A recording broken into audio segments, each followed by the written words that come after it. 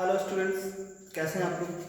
I hope आप लोग बहुत अच्छे हैं और जो भी आप लोगों को पढ़ाया जा रहा है ना, आप लोग उसकी स्टडीज़ पूरी तरह से कर रहे हैं। जो भी लिखवाया गया है उसको आप लोगों ने नोट भी कर लिया होगा। कल की जो हमारी क्लास थी उसमें हम लोग जो डिफाइन कर रहे थे ना पार्ट्स ऑफ स्पीच को, तो एक पार्ट ऑफ स्पीच बची थी, बाकी जो भी पार्ट्स ऑफ स्पीच थी ना उसको हम लोगों ने डिफाइन कर लिया था और उसके यूजेस को भी हम लोगों ने देख लिया था कि कहाँ पे कौन सी पार्ट्स ऑफ स्पीच का यूज होता है। लास्ट में जो पार्ट ऑफ स्पीच बची थी हमारी इंटरजेक्शन, आज उसके बारे में देखेंगे इंटरजेक्शन होता क्या है। ठीक है, ओके। देखिए यहाँ पे इंटरजेक्शन लिखा हुआ है। इंटरजेक्शन की हिंदी मीनिंग होती है विस्मय सूचक शब्द। डेफिनेशन यहाँ पे दी हुई है, word use to express feelings and emotions is called interjection. एक ऐसा शब्द जिसका प्रयोग किया जाता है फीलिंग्स को और इमोशंस को दिखाने के लिए, उसको इंटरजेक्शन कहते हैं। इसका एग्जांपल दिया है। इसके एग्जांपल, इंटरजेक्शन के एग्जांपल में कौन कौन सा वर्ड यूज होता है as interjection? Hurrah, bravo, yes, these all are the words that is used for the interjection sentences।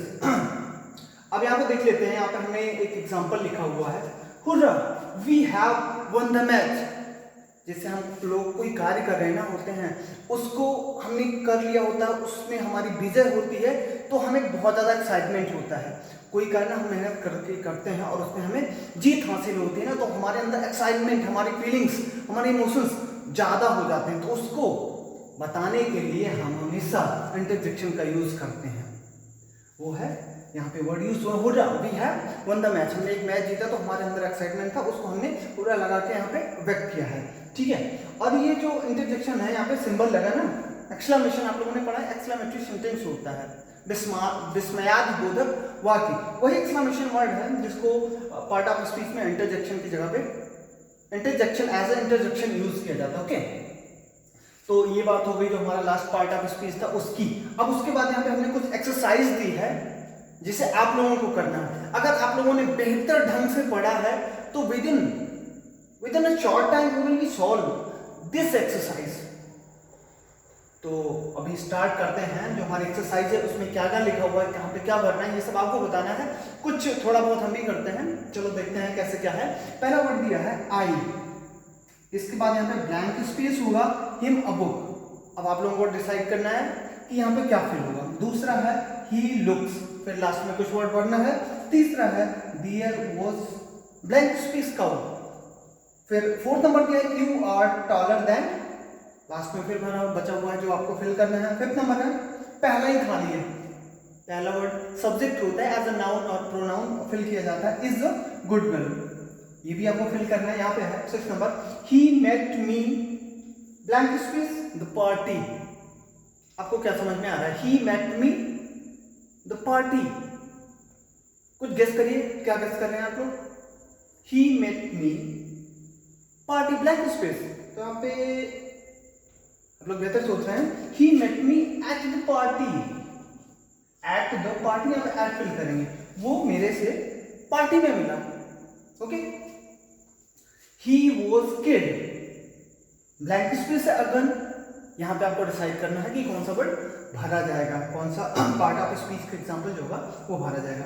फिर 8 नंबर है Sangeeta sings well can't dance, can not dance. यहाँ पे थोड़ा चेंज कर लेते हैं, थोड़ा क्लियर हो जाए। डांस लास्ट में ई, क्लियर नहीं हो रहा है ई। Okay, Sangeeta sings well can not dance.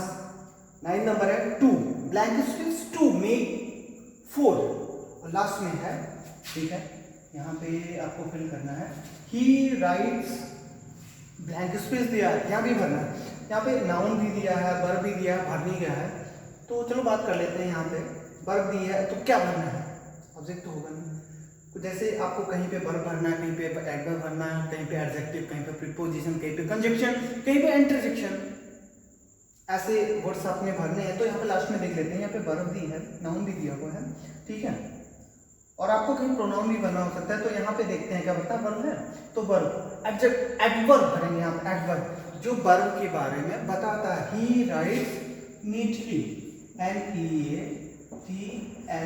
Neatly, इसकी मीनिंग क्या होगी, वो बहुत अच्छा लिखता है, वो बहुत साफ लिखता है। ऐसे यहाँ पे कुछ वर्ड्स और दिए हैं, जैसे चलो तीसरा देखें, there was a cow, blank space है।